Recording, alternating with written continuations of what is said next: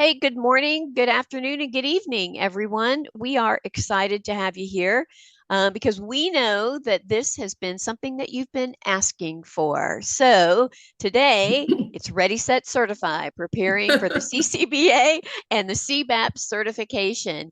My name is Susan Moore, and I'm the Community Engagement Manager here at IIBA, and I will be in the background. I'll be hosting and keeping up with comments and chat. Thanks for taking time out of your day to learn with us. We really appreciate that. Couple of housekeeping notes. First, we are recording today's session. You will get a link to the recording and the slide deck, and I think there's a template that Susan's going to talk about. We'll get that to you 24 hours after today's session, and then we've got a webinar extra. I think it's coming early next week, which will be all of those materials plus some additional content to help you guys get ready. Um, we have chat turned on. Thanks you guys for chatting with us. We are going to try to leave some time for your questions. Put those into Q&A box just because it makes it a little easier to find. Also, Susan can see the reaction, so make sure that you let her know when you are hearing something that you want to react to. Okie doke. So that's my housekeeping. Maybe some of you have seen Susan. She works with Watermark Learning, so you may know her from there. I know that she's done over the years this certification prep webinar. I've actually attended one when I was getting ready for my CBAP, but she's Director of Business Solutions at Watermark Learning. And I don't know, Susan, how about I just turn it That over to you? works. Yeah, how about I turn it over to you? Thank you. And just a FYI, and thank you so much, Susan. Two Susans, what could be better on a Thursday? So we are Watermark Learning is a brand of Educate 360 that owns quite a few brands like New Horizons and Project Management Academy. So we are under that umbrella. So if you say, well, you just talked about Watermark Learning, we are an Educate 360 brand as well. So let's get started. So what are we going to talk about today? We're going to talk about breaking down the CCBA and CBAP exam structures. What does it look like? What do you need to know? What to study for? And how to prepare yourself. So we're going to cover that. One of the things that I'm always interested in is why are you getting your certification? And I'd like you to throw that in the chat. The thing is, and then we were talking about this a little bit earlier, getting your CBAP and CCBA certification is a heavy lift. You do have to give up some of your personal time, maybe work time to study for it. It's not just one of those things that's just an hour certification and you can peruse the information and it's just a knowledge-based test. This will make you work. And usually it takes about, over 100 hours according to our research, in about 3 months. And so, there's a lot of stuff in our lives. And I find, and I always suggest to my students, is figuring out what is your motivation. Because there's times where you're going to go, a month in and you're studying and you're going, why am I doing this? I don't get to spend time with the kids or walk the dog or whatever it is. It does take time out of your life. And I find that if I can remind myself what my motivation is, I can get through it. I know I was studying over Thanksgiving when I first got my certification, which was a long time ago. But I spent, and I was with family and I'm sitting there reading the Bach while everybody else is eating turkey dinner and watching football. So you do have to have a little bit of sacrifice. So kind of think about why you want to get your certification. A lot of people, it's just like, okay, well, I've been doing this for a long time. I need professional recognition. That's certainly one. And I'd like you to put it in the chat. Why are you getting your certification? Career advancement. I know there's a lot of companies that say, well, in order to move to that next level, you have to have your certification. so that's always nice. Being able to enhance your knowledge, networking opportunities, and just a little plug, BBC, the IIBA's conference, which is a great networking opportunity, is in April in Toronto. So a little plug there to take a look at that. We will be there, so look us up.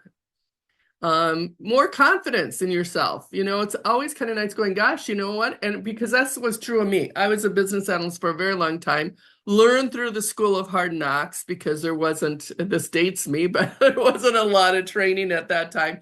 And IIBA, I'm sorry to say, didn't exist when I was first learning. And just saying, okay, I'm going to get this. One is because I needed to teach it, so I had to have my certification. But the other is just to say, gosh, do I really know what I'm talking about? It's just kind of confirmation. And so I have more confidence saying, oh yeah, I've not been doing too bad. I'm kind of on the right track. Certainly global mobility, employer benefits. So I'm curious as to what some of you have as far as trends,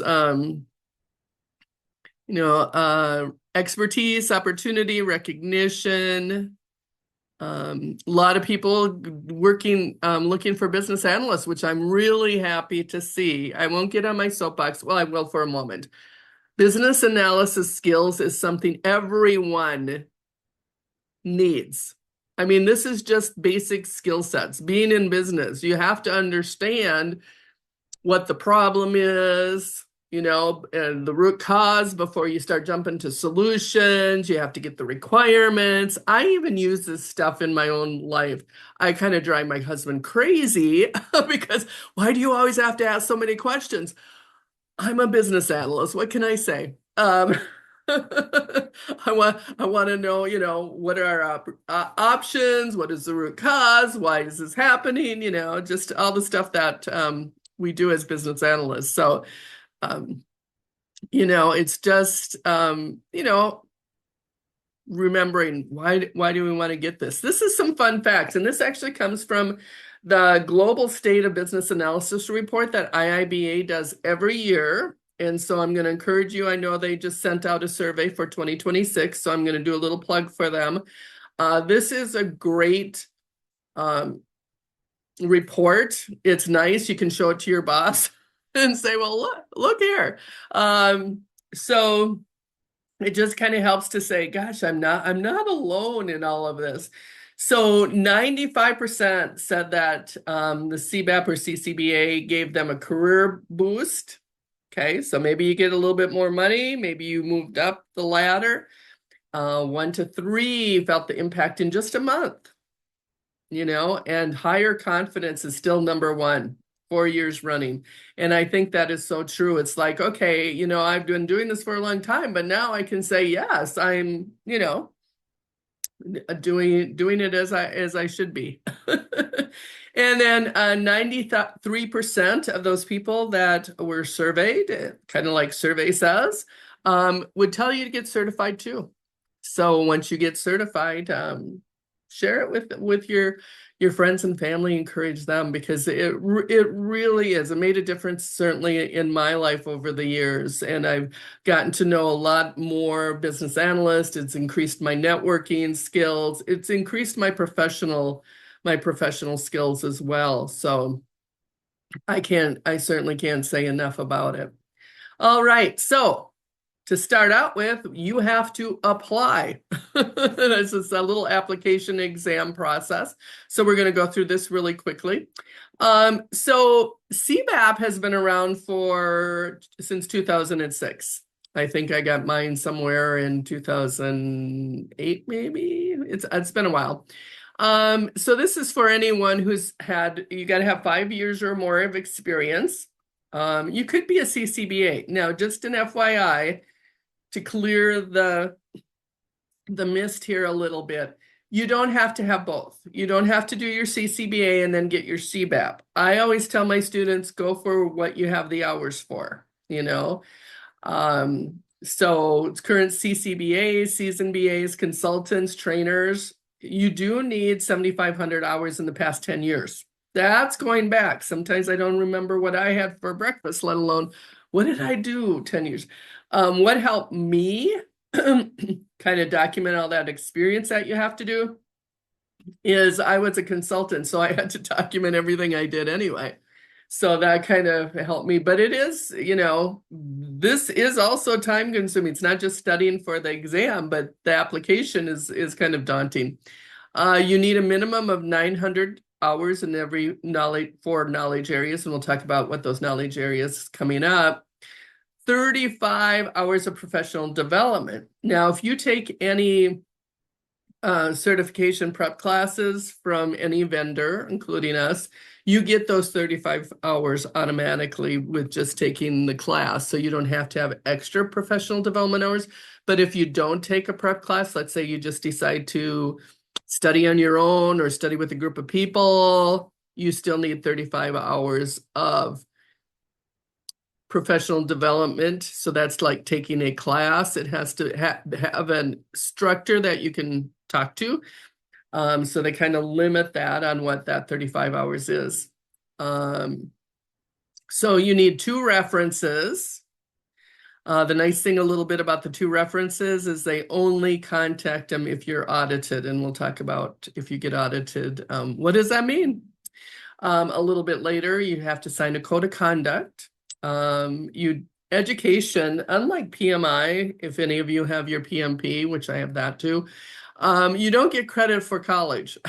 So all you have to do is have a high school education. So it's kind of for everyone. You do have to pay an application fee of $145, and the exam fee is a little bit higher for CBAP versus CCBA, which is $350 for members. The first number is members, and the second is non-members. So it's always behooves you to get that membership when you're doing it because it's already kind of included. And then you get to download the BOK for free. You get to download resources for free. And they have great support, templates, webinars, you name it. They just have a lot out there. So if you haven't visited them, go for it. CCBA didn't come out until 2011. They said, not everybody has 7,500 hours, so let's see what we need to do. I wasn't in those conversations, but I imagine that's what they said. So they have 3,750 hours in the past 7 years, 902 knowledge areas, or 500 in the 4. You need a little less, 21 professional development hours. Again, you get those when you take our class or any certification class. They mostly build those in from any vendor. And very similar, except that it's only $250. So how do you start? Go to the website. They have a certification handbook. There is one for CCBA. There is one for CBAP. So certainly download that. Make sure you have your eligibility requirements. So when you start logging in your requirements, and I am going to send you, actually Susan's going to send you because I'm going to send it to her. We have a template, an Excel spreadsheet where you can start logging your hours so you know if you have enough. And so then you can have it all in one place, and then you can upload it into the IIBA's portal. Because otherwise, if you just do it, because it takes a while to put all that information in, and then you go, did I put that in already? Did I not put that in already? And until you pay the application fee, you don't get to look back to see if it's in. So it's kind of like, let's get all the information here ready first. And then when you go online to IIBA's website, there you go. You have everything there. It just makes it a little easier. So everybody who attends gets that free help. So make sure that you have only your BA information and not, sometimes we play PM roles and BA roles. You don't want to put in some PM stuff because they'll subtract that. I always tell people, even if you need 7,500. Put some more in just in case, if you can. I think I put in like, 7,700 or something. Just, in case they decide, this looks suspicious. I don't think that's going to be acceptable. Or 3,750. Just give yourself a little bit of, fluff just in case they question something and subtract it out. So I also tell people, as you're putting in your eligibility requirements, make sure it's in the language of the BAC, the Business Analysis Body of Knowledge, which is the key source you're going to use for the exam. So that if you use that terminology, less likely that it will be kicked out. And so you enter it into the BA development log at IIBA, agree to attestations, which is your code of conduct, and that you're going to be a good BA, and submit your application. And then IIBA will send an application or let you know shortly. It doesn't take very long at all. It's really fast, whether it's been approved or approved pending audit. Now, just a note that sometimes the pending audit would be that they saw something and going, this just seems fishy. I need more information about it. They'll tell you exactly what you need to do to cover that audit. The other thing when they do audits, it might be just your numbers come up. So, if you've ever been through TSA check or security, you go through security at the airport line, you go, and all of a sudden it's like, you got to go to the, pat down in the more detailed. Why? Not because you did anything wrong. It was just that your number was up, and so don't freak out if you get audited. You do just have to, they'll tell you what to submit. They'll tell you what information they need and just send it to you. It might not be that anything is suspicious. It's just that your number's up, or they might have a question about something, which is true too. But, and you have a little bit of time to get back to them. So I think they usually give you a month or so. So don't think like, oh my gosh, I've done something wrong. Not necessarily. Sometimes they just want more information. Once your application's approved, yay! And then you got to schedule your exams. So review those exam rules, pay the exam fee. Sorry, there's a fee again. And then schedule a date and time. Now, here's just a tip about scheduling date and time. Do it when you are most alert. If I scheduled my exam in the afternoon, I mean, that's when my grogginess comes in. And, it's like, oh, I'm not too alert. So I schedule mine all in the morning because that's why I'm just, snapping. And so also when you schedule, make sure that you have a quiet space. So you have two ways to schedule. One can be online with a proctor. And then you got to make sure you find a room that, the dogs aren't going to come in, the kids aren't going to come in, because then they're going to just shut down the exam. So someplace quiet where you will not get bugged for 3.5 hours. Okay. And so just kind of making sure that. So some people want to also take it, I'm never not going to get bugged. People come in my office or whatever. You can go to a testing center as well if there's a PSI testing center around you. And you can look all that up on IIBA. You do have 1 year from approval date. My suggestion here, little Susan tips from a lot of students that I've taught over the years, is sometimes, life gets in the way and it is a lot of studying, and pretty soon we put it off. And I've known students who, I don't know, any PS testing centers in Canada? Susan, I'll let you answer that. But don't wait till last minute, because I've known some students who go, oh, I only have a week, I got to take it, because otherwise you got to pay again, and you do not want to do that. So make sure that you have a plan to keep on moving. So just a few tips. Susan, do you know if Canada has PSI testing centers? Ryan, good luck. Yeah, not off the top of my head, but I will look and All I'll right, drop it thank into you. the chat. Yeah. Awesome. Thanks. Okay, what to study? Okay, this is IIBA's blueprint. And you will notice that these are the knowledge areas. The numbers behind this is the chapters in the BOK, the BA Business Analysis Body of Knowledge. That's your go-to, that's your resource. That's what you need to look at. And they say NA here, but the thing is, it's really not NA. What they've done is they've taken the information about professional key concepts, certainly underlying concepts and techniques, and they've incorporated them to the 6 knowledge areas. And so if you look at the number of questions, like 42 here in CCBA, 42 questions, a lot of that might be technique questions or underlying competencies included in that knowledge area, understanding the task and things like that. 36, same thing. Because I've had a couple students come to me, they're going, well, I looked at their blueprint and it didn't say that I needed to understand the techniques or the competencies, so I didn't study that. You will fail.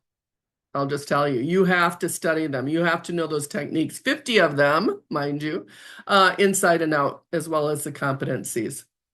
So I would say chapters 1 and 2, key concepts, you need to know their terminology. So just learn that. You don't have to memorize anything, just learn it. And then underlying competencies, I say usually skim it because it's not rocket science. The underlying competencies, as a BA, you've been doing them for a long time. Just note how they're used, but techniques, know them inside and out. Their purpose, how to read them, such as you're going to have questions on, they'll show you a data flow diagram, and they might have 4 questions on how to read the diagram. It's like, well, here's the situation, how would you answer that from the model, or an entity relationship diagram, or a process map? So you do need to also understand how to read them and what it means when you translate that. So note, CCBA has 130, CBAP only has 120.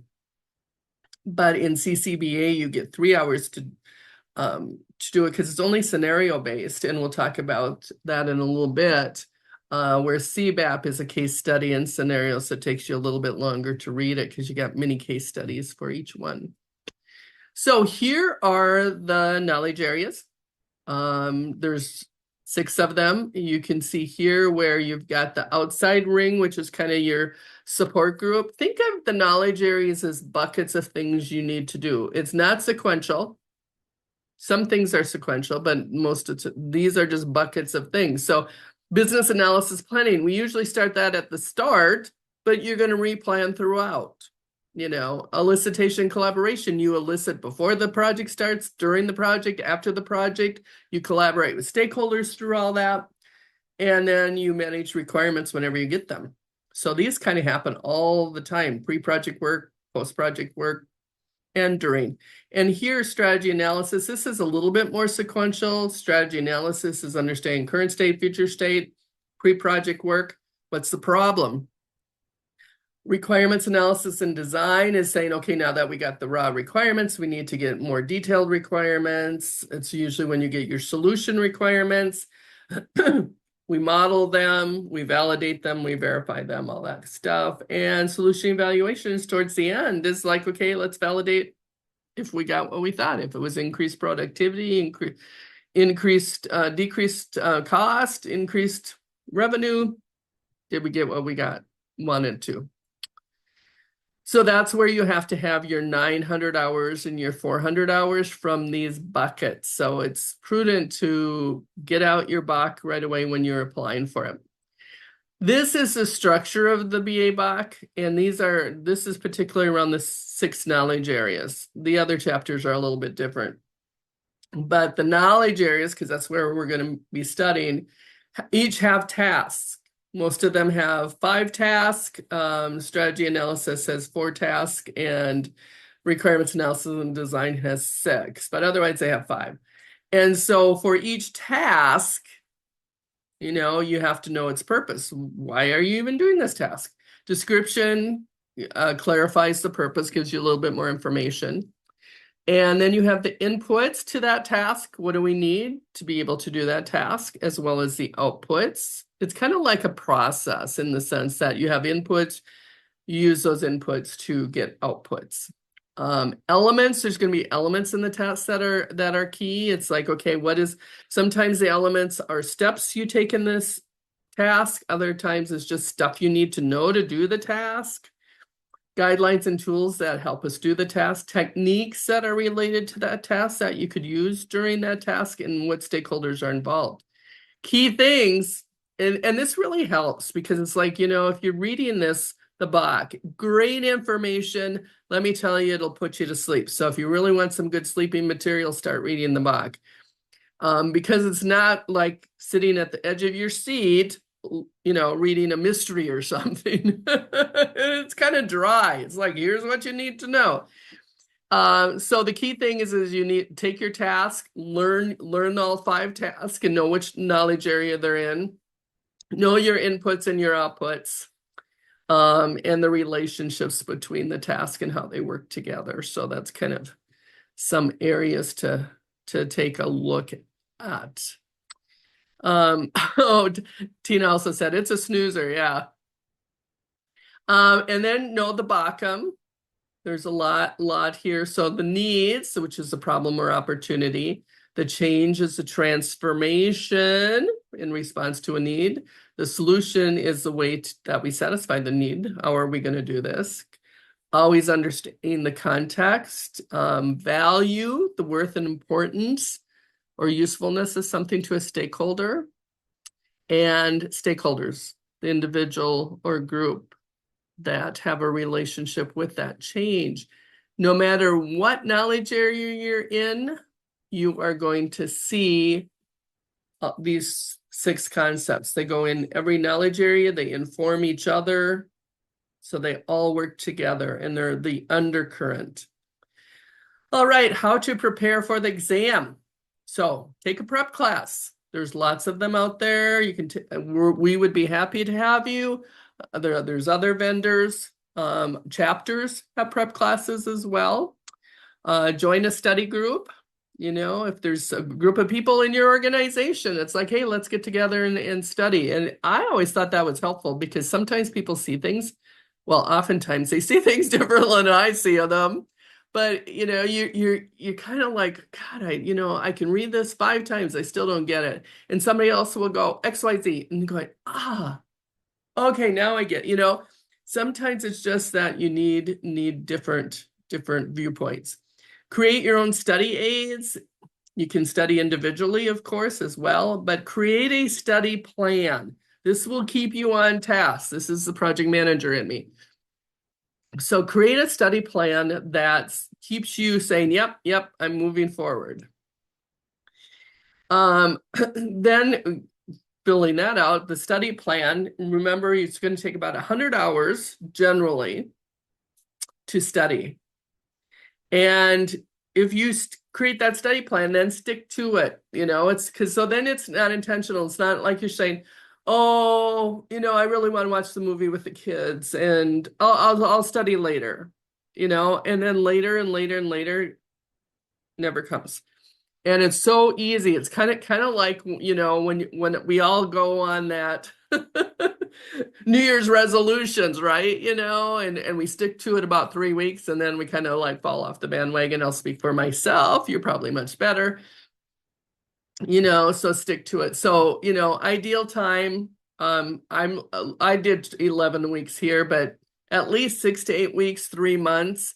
I've had some students who've done it in a couple weeks, but they took vacation, 2 weeks of vacation, or they were in between jobs and now that's all they did. Yeah, then you can. But if you just think that you're just going to read the BA BOK and then take the exam, no, you're not. It's going to be a lot more difficult. So kind of study plan, do a high level intro. So read chapters 1 and 2, understand the key terms, the glossaries, then deep dive. This is going to take you some time in each of the knowledge areas. Like week 7, read and understand the underlying competencies, identify the themes in those. And again, it's this. underlying competencies isn't rocket science. It's stuff that you've done before, but read it for understanding on how to apply it and what they're going to expect you to do as a business analyst. So like conflict resolution, they expect you as a business analyst to, work with the stakeholder. Just don't upstream it. I'm going to upstream it to the PM. You take care of it. So those are some of the things you're going to read in underlying competencies. Master the techniques and the models. Know them inside out. There's 50. Well, and actually there's more because sometimes they group them together. Figure out, when to use them because you're going to have questions around that. And then take practice exams. Watermark it comes with your prep class. We have certainly some prep questions. I think we have over 1,100.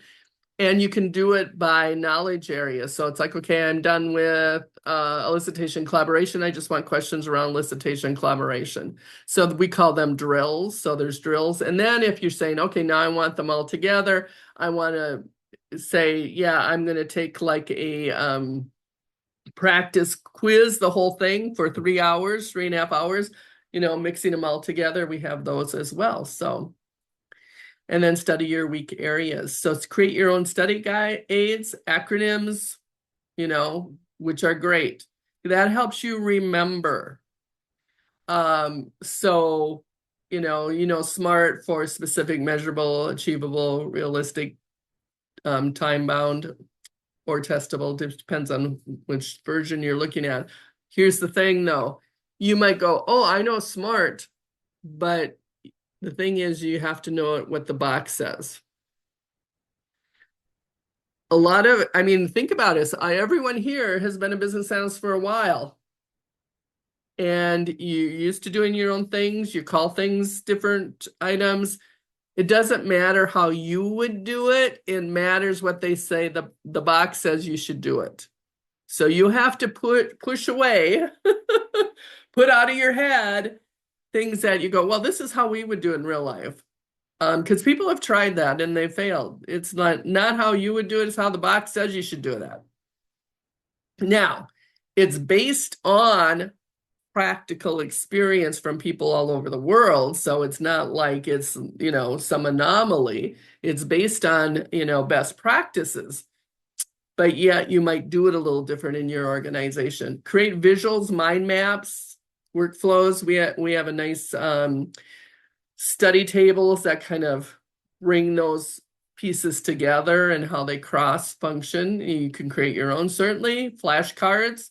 There's a lot of value in creating your own. We also have them if you want to go to our website. I put it down here on course materials, but you can create your own. There's a lot because you're writing it, you're thinking about it at the same time. Just create your own flashcards. Understand how things compare, how one-page summaries, those types of things, anything that you're going to work. And then first of all, don't cram. You can't cram for this test. I'm sorry to say, unless you have eidetic memory or something. Not too many people can cram and review. You may be successful, but chances are you're not. Revisit your hardest knowledge areas. Like a lot of times, a lot of people aren't involved in the strategy analysis, that pre-work, understanding the problem, the current state, future state, recommending solutions. If you've never done it before, maybe spend some more time there. Take 1 or 2 practice exams, minimize the mental overload, break it into chunks, and then build on that. Because if you just try to just massively, I'm just going to go through it a couple times and then I'll just take the exam. That doesn't work. Focus on the areas you have trouble with and rest well equals testing well. So how to approach the exam questions. Okay, here we go. CBAP is case study based. So it has a situation, 1.5 pages. So you got to read a case study, and then a case study might have 3 or 4 questions, multiple choice questions. The nice thing is it's A, B, C, or D. So at least no fill in the blank or anything, or essay. But you have to read the case study, and then you have multiple choice questions. So questions, and like I said, case study could be, here's an entity relationship diagram. Now I'm going to ask you 4 questions around that, and you have to get the answer by looking at the model. Or it'll have just a case study based. It also has scenarios, mixed in, just regular scenarios. So the scenario based, which is all CCBA, that's all it is 2 to 3 sentences and said, okay, here's the situation as a business analyst, what would you do? What would you do next? What technique would you use? How would you manage the stakeholder in this situation? So it just describes a little situation, and then it gives you what they need, and then you again, multiple choice. The difference is this is a lot longer because you have to read the case study and then read the questions, which are like a little bit scenario-like, or they might just get to the point, depends on, and they have some scenarios within those too. They have 120 questions because you have to page back and up and down, scroll a little bit more.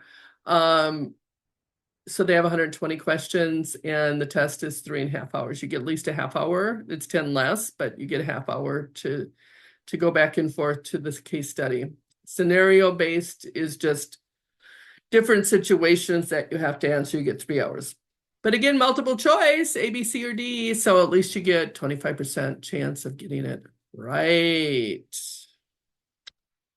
All right, so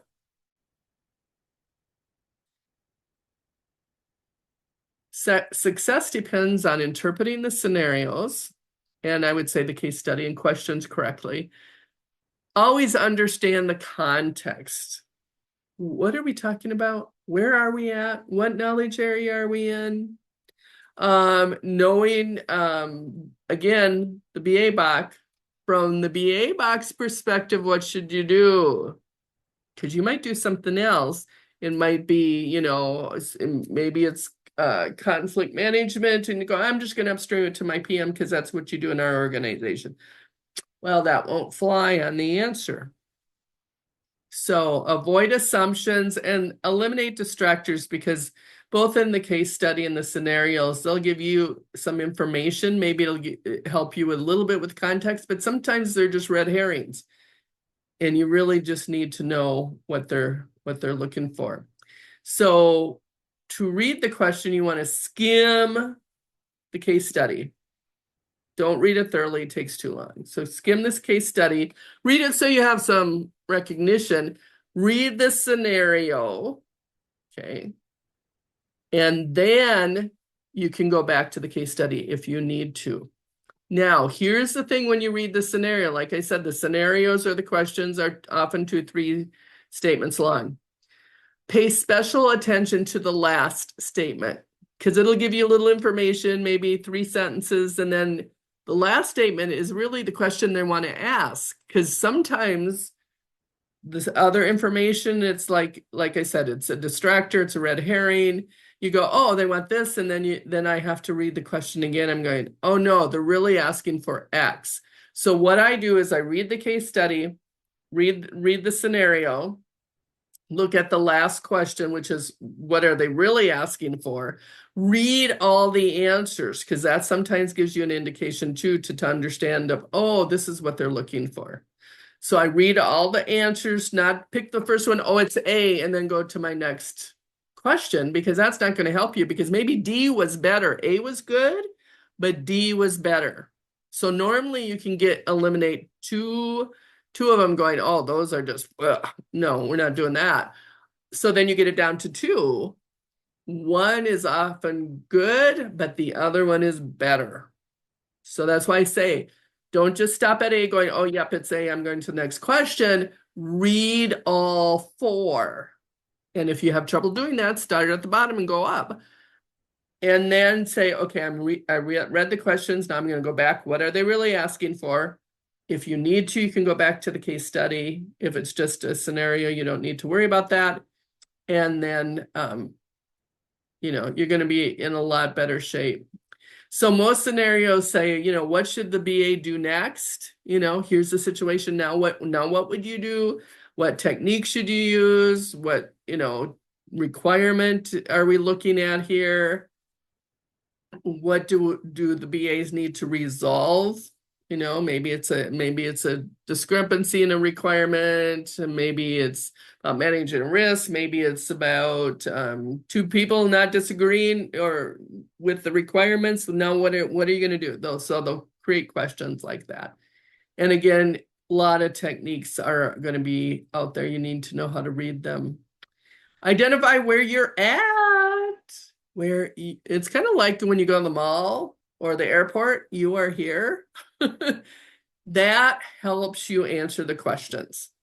So figure out, okay, am I in planning? Am I in strategy analysis? Am I in solution evaluation? Where am I? Or am I at the beginning of the project or the middle of the project or the end of the project, which is a little bit different. So figure out where you are, and then you can better answer the question. Because what you do at the beginning of the project may be very different than the middle or the end, or vice versa. So it always behooves you to figure out, are you on the fourth floor of Mall America? And this is really helpful if you go to Mall America, you can find your car because it is huge and it has 4 levels, well, all with parking. So make sure you know where you are. Other common themes, if you aren't sure, one of the key themes is understanding the stakeholders and meeting them where they need to be. So your communication is going to be adjusted according to your audience.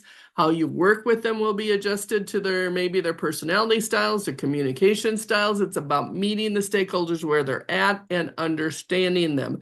The better you can do that, the better the requirements. It's also about flexibility and adaptability. We can't be so rigid we don't provide. Yeah, well, not that you can be too rigid in projects anyway, because there's always changes to them. But flexibility and adaptability is the core. Also, remember to read the bottom. How is that weaved into our understanding of what's going on? And then considering the approach. Is it more of a waterfall approach? Is it more of an adaptive, agile approach? The back, you do the same things, it just looks different. So if I'm doing agile, I probably won't create a fancy plan, but you still have a little bit of plan. If nothing else, you have the task list that you have to do in agile. In waterfall, you're going to be a lot more documenting. In waterfall, you're going to do a BRD, business requirements document, or they call it a requirements package in the Bach world. In agile, you're going to do user stories. You do the same thing, you still have to do the same stuff, it just looks different. So consider the approach on what they're looking for. Okay, so looking for clues, there's going to be a next step sequence thing. So what about the task? What are the inputs and the outputs? So if you know the inputs and the outputs to the task, it's like, okay, what happens first or second? Oh, I have to have this before I start the task. Okay, there you go, that's the sequence. Or what tasks have to be performed in what order. Most of the time, it can be in any order. Sometimes there is a sequence. A role clarification, who's responsible for this? Is it the PM? Is it the BA? Is it the SME? So they do cover what the stakeholders need to know. So you need to certainly know what roles do what, and particularly the business analyst role. Technique selection. If it's conflict, you might need root cause analysis. Maybe it's risk management. Kind of figuring out, okay, this scenario, what technique would best help that scenario. Requirements classifications, they might give you a couple of examples of requirements and saying, what is this requirement? Is a stakeholder requirement, a solution requirement, functional, non-functional? What is it? Underlying competencies, again, is it negotiation? A lot of we've got systems thinking and critical thinking, and there's lots of thinking, creative thinking. Kind of know when to use the competencies and what they're focused on in the competencies. Again, this I wouldn't spend time memorizing, but just understanding the concept so you can apply it. It's all about application. And lifestyle, is it, are we in the pre-work of projects? So we're doing a need assessment, current state, future state. Is it in analysis? Is it in design? Is it in evaluation? Those types of things. And then how to select the best answer. First, eliminate the two wrong. Usually you can do that without too much problem. And then choose, if you're not sure, say which one's more collaborative, which one's adaptable and flexible. Like we said, that's a common theme. Which ones are more logical or evidence-based, which prevents problems versus reacting to them. Let's prevent them in the first place. Which ones require you to ask, clarify, analyze before doing and deciding. So then you select the best answer. And then mark the question if you want to review it. So common traps is doing this alone. So if there's any answer that says, oh, you do this by yourself. Well, no, we got stakeholders, we got other people on the project team, it's more collaborative. Tasks that jump ahead. So if they're asking you to model before or validate before they're modeled, head up. If your solution, it's really a solution instead of a requirement, kind of like our customers in real life, right? They jump to solutions before they get requirements. Might be a good solution, might not, but they say, no, you got to get requirements first. Overvaluing tools, software, choosing the nice answer over the correct answer. It's like, well, that kind of gives me a warm fuzzy. Now, what would you really do? So they want BAs really to stand up as a leader. That's their focus. It's like, no, you don't pass the buck, you deal with it. So when you're looking at the questions, pick the ones that say, deal with it. How are you going to deal with it? Not just say, oh, not my job. So we have some fun little questions here, and you can throw the answers in the chat because this is going to be, these are actually from IIBA, but there's some questions. So this would be like those scenario questions that CCBA has. So a company has been using an application for several years, but one component still involves manual data entry. The project is started to automate. A project is started to automate this function that will impact several different business units. What is the business analyst's first step? So what do you think, team? Just throw in the chat. Do you think it's schedule a requirements workshop, perform stakeholder analysis, model scope, prioritize the business requirements? Ooh, wow, I'm getting some consensus here. If you pick B, you were right. Nice work. All right, how about number 2? A business analyst was eliciting requirements for a machine's functionality from a stakeholder. The stakeholder tried to explain the steps in the process and how it's performed, but despite repeated attempts, the BA could not comprehend the process. Maybe it's like something I've never done. It's like, you're talking foreign language here. Which of the following techniques, again, read the last statement because that's going to be your question. Which of the following techniques would help the BA understand the requirements? Would it be A, review a paper prototype, B, use a graphic user interface, C, observe the product in use, or interview the operator?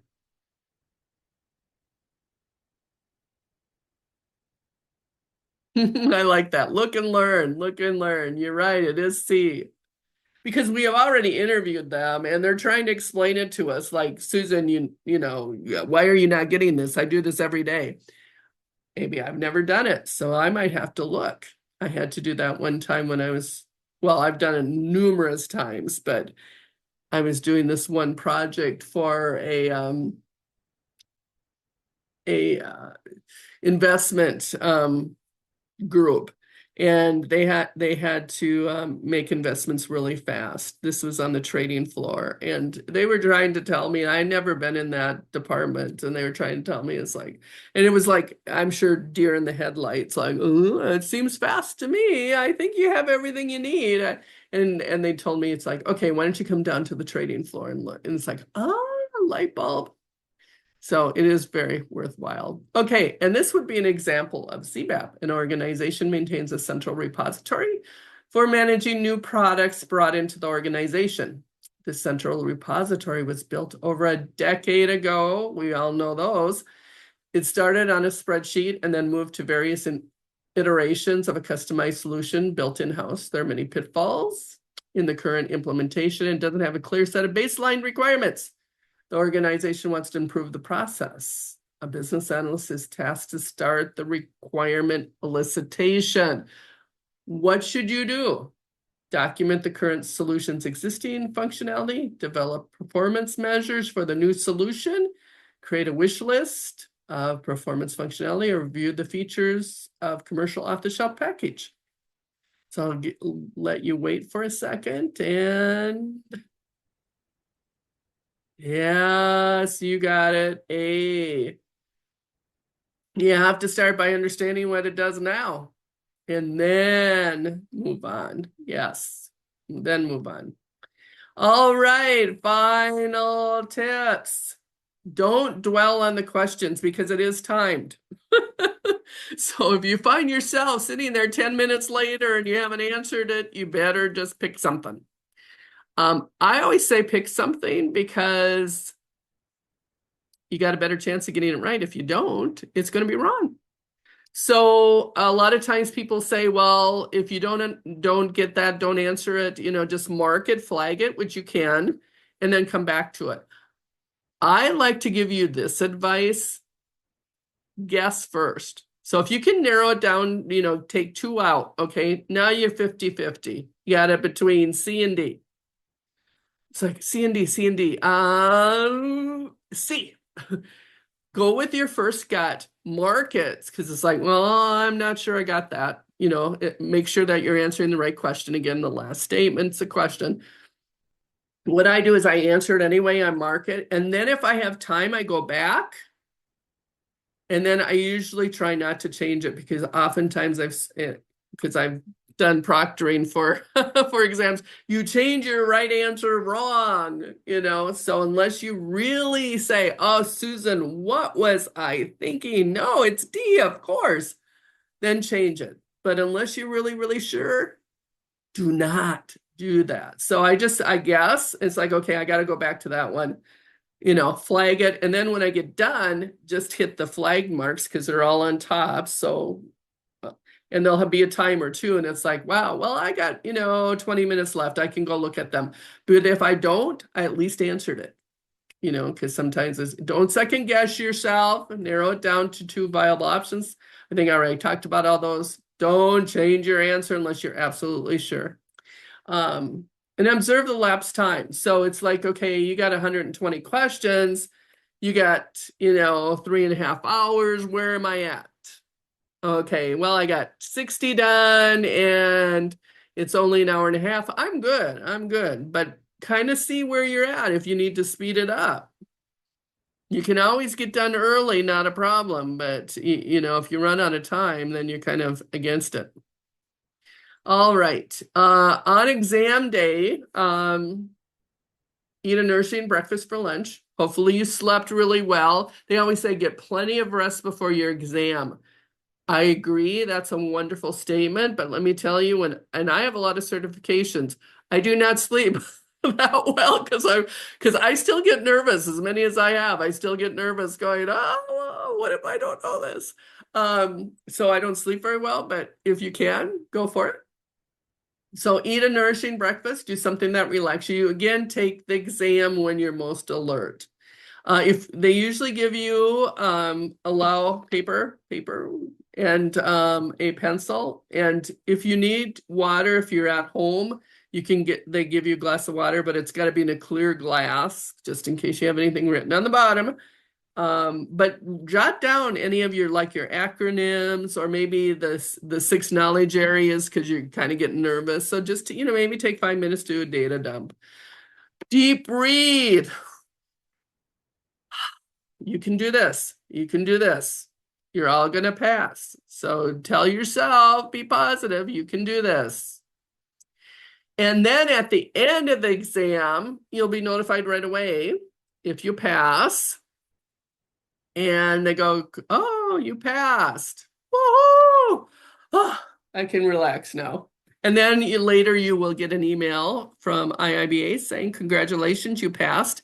If you want to know more detail about how you did in each knowledge area, you can certainly go into it goes into more details on how you did. It's like, okay, it's usually higher, lower, or I think average. I don't remember what it actually says, but it says, okay, in planning and monitoring, you were higher than the average student. I mean, it doesn't tell you much, but it tells you how you did.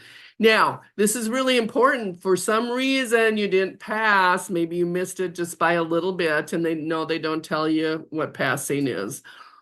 Don't give up. Take it again. You do have, I'm sorry to say, another fee to retake, but take it again. You've already studied that much. So then you can use that email to say, ooh, these are the two areas that I got lower in. Maybe that's where to start refocusing your efforts when you want to retake it. So don't give up. Don't give up. Sometimes people just have a hard time taking a test. I know my daughter does, and she's taken a number of certifications, and oftentimes, unless it's a simple one like, an hour long, but if it's something like CBAP or PMP, she has to take it twice because she's just really even in high school, she wasn't a really great test taker. She's very smart. She just doesn't take tests well. So don't give up. And once you get certified, it doesn't stop there. 60 CDUs every 3 years. So I always say aim for 20 each year because I don't want to be 2 weeks and it's going to expire and I do not want to take that exam again. I don't want to wait and say, oh my God, I got 60 CDUs, which is 1 hour. So that's 60 hours I got to get in at the end. So I do 20 each year and it just makes it a lot easier. All right, and just for fun, look at, this has been around for a while, and it's taken off slow.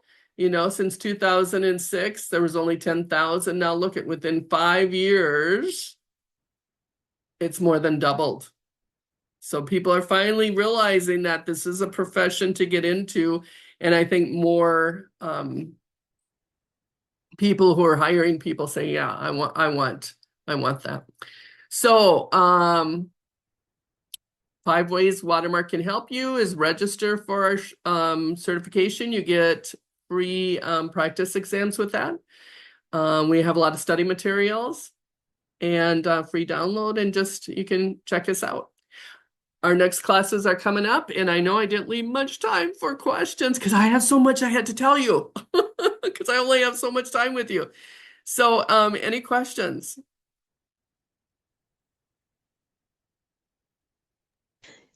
There are tons of questions, Susan. Okay, yeah. And if you fail the first time, just study again and take it again. Yeah, and that's one of the questions that I was answering. Somebody had asked if there were unlimited attempts. I do not believe there are unlimited attempts during your window. It's Three, three. Yeah. Okay. three, yeah. Yeah, that's what I thought. So you get to take it 3 times within a year.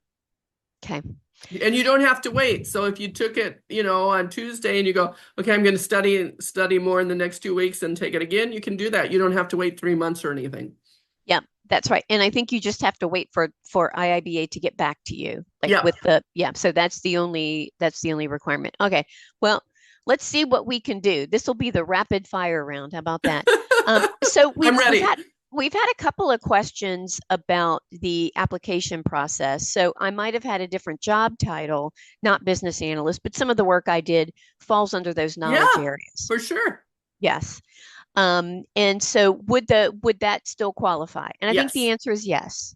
Yes, it is. Doesn't matter your job title, it matters what you did. And a lot of people do business analysis work without even realizing it's business analysis work. So just make sure you use the BAC terms. You might have called it something else, but as long as you use the BAC terms as you're describing something, you'll be good to go. Let's see. Uh,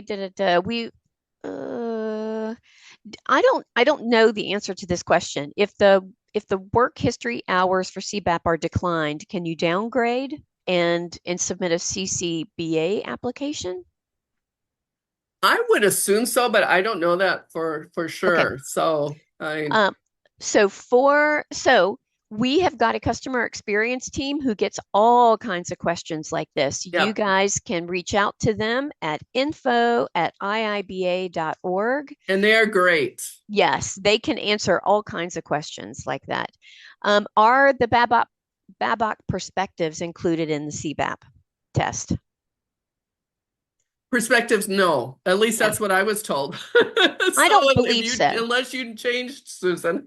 No, I don't believe so, but I was told read them, but they are not included, and I Yeah. did not see They, them they, when they I. have some good, really good stuff there, but they're not tested. All right. And one last question is there an entry level certification prep class and study guide? And so the answer is there is an ECBA, Yes, there is. and I bet you Watermark offers a prep class for that. We do. It's instead of 4 days, it's 3 days. And it takes the BAC, but there's also another standard that you would use to study from that. So Yeah, that's right. And if you guys are interested in learning more about what it takes to prepare for that, we're actually doing an ECBA prep webinar like this one.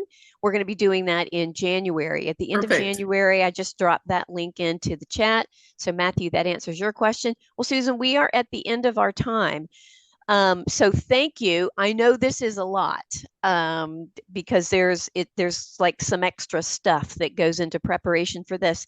I want to thank you guys for joining us today. You will get a link to the recording, the slide deck, and then the template, the planning template that Susan mentioned. We'll get Yep. that out to you. I'll send that. And for anybody who wants, it's watermarklearning1word.com is our website. Yes. And you are a training partner. I should have mentioned that at the top. Yes. You're Yes, we actually are. one of our training provider or training partners, and there are other training partners out there that offer these kinds of courses. And That's you right. guys have talked about some of those that you've taken. They are all great, and they all have a range of services. So we want to thank you guys and wish you the very best on your Yep. seat. And just somebody had the Bach is 10 years old, right? Yes. And I don't think there's That's a the new one coming yet, is there? There is not. Yeah, There's I not. So thought so. that is the one that you'll be studying from. So yeah, so wishing you all the best on studying. You will all be successful. Have a positive, I'll put positive thoughts out there for you. Yes, yes. And thank you all. This is our last webinar of 2025. So we want to thank you guys for joining us this year. And happy holidays to all of you. Take care. Take care, Yes. Susan. Take Stay care. warm. Bye bye. Bye-bye.